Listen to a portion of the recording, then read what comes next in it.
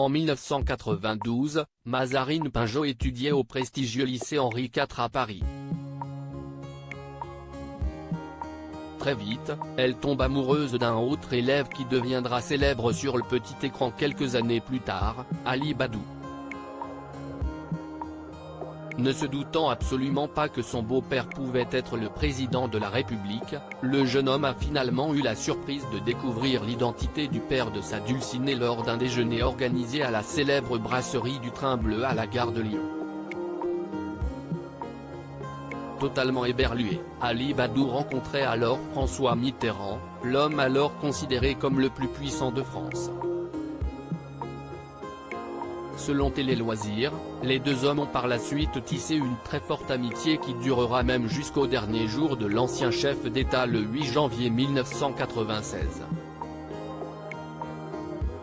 La journaliste Laure Adler a d'ailleurs indiqué dans la biographie de François Mitterrand intitulée Journée particulière, Flammarion, 2015, que l'ancien chef d'État aimait beaucoup son gendre et avait la même passion que lui pour la philosophie.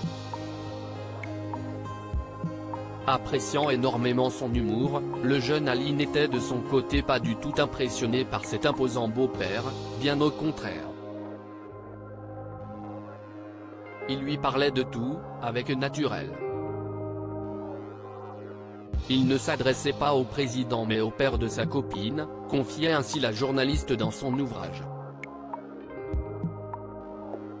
S'il a accompagné François Mitterrand jusqu'à sa mort, Ali Badou s'est séparé de Mazarine Pinjot 2 ans après son décès, en 1998. Elle est belle, n'est-ce pas?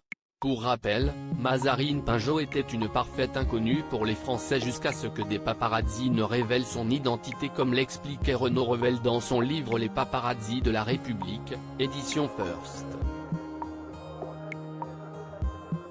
En septembre 1994, le lien de parenté de Mazarine Pinjot avec François Mitterrand était en effet annoncé par des photographes conscients d'avoir entre leurs mains un scoop monumental. À quelques jours de la révélation de l'identité de sa fille cachée, François Mitterrand aurait eu les clichés en sa possession et aurait lancé fièrement à son ami Roland Dumas, « Elle est belle, n'est-ce pas ?»